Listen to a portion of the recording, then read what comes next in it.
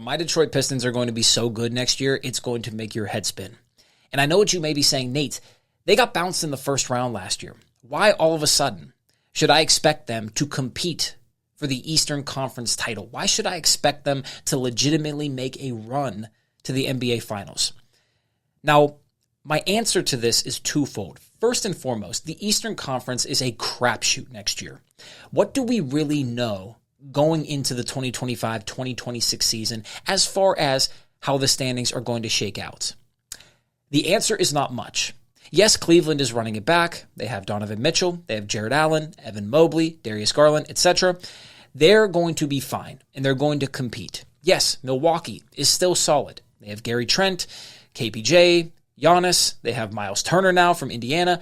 They're going to be okay. They're going to be competitive. Yes, Boston is still solid. Even though they lost Jason Tatum to an Achilles injury, they're going to be okay.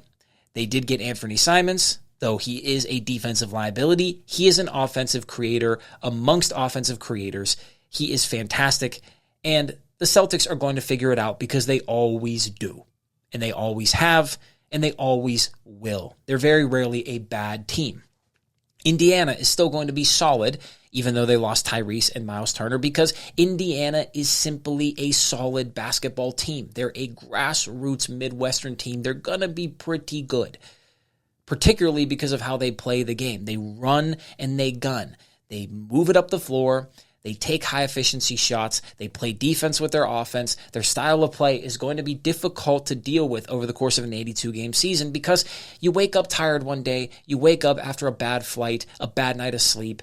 Your shoot-around doesn't go well. Perhaps you're having marital problems. Your kids are being annoying or they're dealing with stuff and you have to deal with that. Whatever it may be, as a player, it can shake up your game. It can shake your confidence. It can have you starting off slow, and the Pacers never do, so they will catch you. They're going to be competitive. Outside of that, though, what do we know about the Eastern Conference? Oh, wait, the Knicks are going to be solid too, of course, because they made an Eastern Conference Finals berth this year. They're incredibly solid. They got better this offseason with Jordan Clarkson. They got better this offseason with Yabusele. They're going to be really good. But again, what do we know in the Eastern Conference outside of this? Well, what we do know is that everybody else is pretty much a dark horse. And a dark horse both in a good and bad sense, right? All of these teams could be terrible, but they could all be very, very solid. Miami, one of them. Charlotte, another one. A team that I'm about to film a video on after this one. But my favorite are the Pistons for the second reason. And that reason is because I believe the Pistons are going to make the internal improvements this year that will allow them to ascend while these other teams are shaking, while these other teams are quaking in their boots. Boston taking a step back because of injury, because of having to trade pieces around, Kristaps Porzingis, namely, Drew Holiday, namely, etc.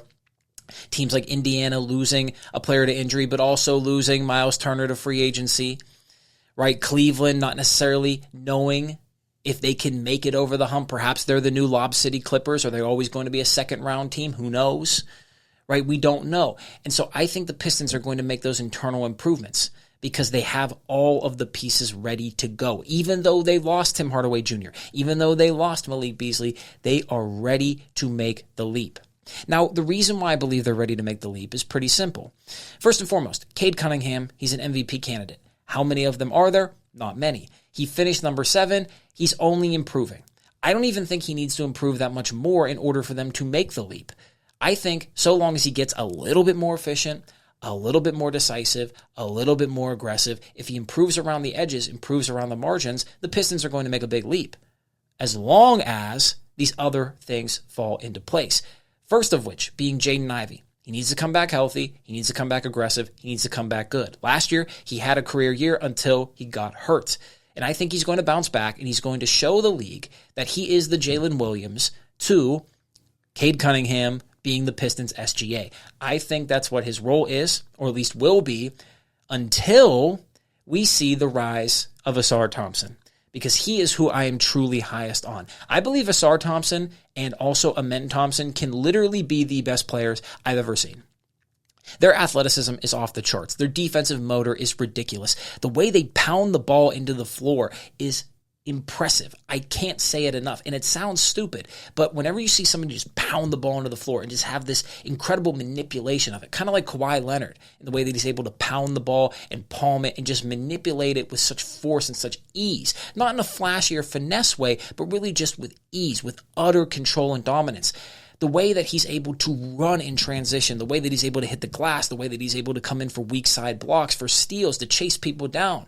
The way that his offensive game is improving, just like Amen's, his brothers. Amen is even better than Asar right now, but I think Asar is going to make that leap because he shot 54% last year. He got 5 boards. He averaged 10 points per game, 2.5 assists, defensive menace, but that was in such a limited role and even limited minutes. But I think this year he's going to be unleashed. At least that's what I would do if I were the coach. I would unleash Asar Thompson because he is not somebody to control. He is someone to unleash. We need to unleash him. We need to let him go, kind of like Achilles in Troy. We need to unleash him. He was born to end lives. Asar Thompson was born to ruin NBA players' careers and ruin people's nights, to baptize people in the fire of his glory. Asar Thompson is the Pistons' secret weapon. He is going to be their next guy. And I think if he's able to make the leap, everything else falls in line. Because Cade is going to be Cade. I think Jaden Ivey is going to be Jaden Ivey. I think Jalen Duran is going to make another leap. I don't think it needs to be that great. He averaged 12 and 10 last year. He was a great defender, 69% shooting. But I think he's going to make another leap. 13, 14 points per game perhaps. Maybe hitting the glass a little bit harder. Maybe being a little bit better of a defender, but I don't think he needs to make this huge leap. Just like I don't think Chet has to make this huge leap in OKC anymore. I thought he had to, or I thought he might have to, but I don't think he has to anymore. Just like I don't think Jalen Duran has to. I think Thompson is the key. And I think Thompson is the key because when you have Jalen Duran, whenever you have Thompson, whenever you have Cunningham, whenever you have Ivy, whenever you have these 4 athletic freaks, these phenoms that could do so many different things on the court, that run and have stamina and just play super hard, are hungry, and then you surround them with guys like now Duncan Robinson, Tobias Harris, guys who can shoot a little bit, that can play their roles, guys like Karis LeVert, who can create off the bench, who can also shoot, who can score, who can defend a bit, who can create. When you surround them with guys like this and you give them the confidence that they're going to be on this team for the long term, that they're not going to get traded, that they're not going to get dealt, that we're building something in Detroit. I've been to Detroit recently. I've seen the city. It's improving so much. I've talked to the locals. I drove somebody out there for Lyft, and he told me about how the city's improved so much over the past 20 years. I saw it with my own eyes. It is. There's a different energy there. As long as these guys are instilled with that confidence that this team is here to stay, that we're building this team, you guys are the guys. You are our future. You are our present. Fuck the past. We're going to get this now. They're going to be really good. They're going to make the internal improvements because athletically, they have it all. There's no one more gifted. There's no team more gifted in the NBA, in my opinion. No one more athletic than the Pistons. No one hungrier. No one oozing with more talent than Detroit.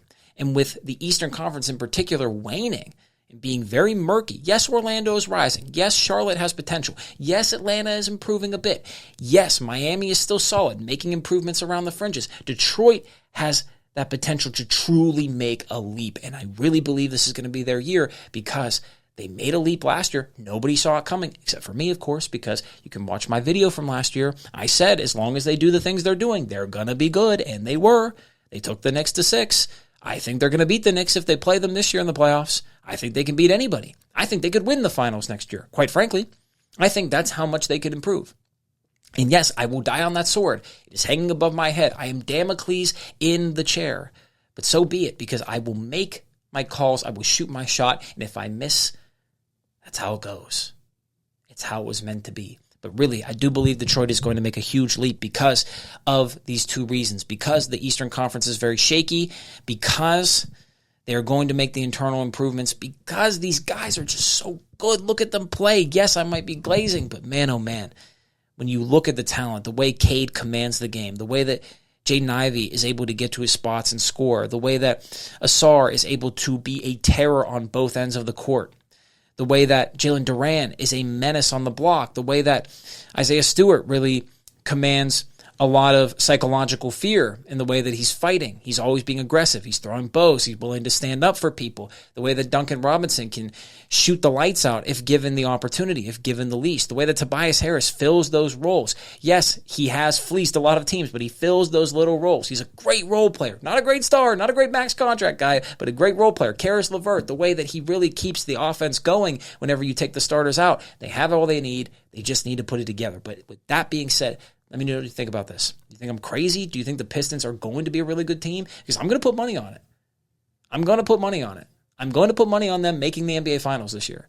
And if I lose the money, so be it. You will see it on my social media. You will see me putting money on the Detroit Pistons making the finals. If I lose the money, so be it. But I am going to bet my dough. I am going to put my chips in. I am going to put my neck on the line for this because I believe they're going to be that good. Because I want them to be that good. Because I love this fucking team. With that, again, let me know what you think about this.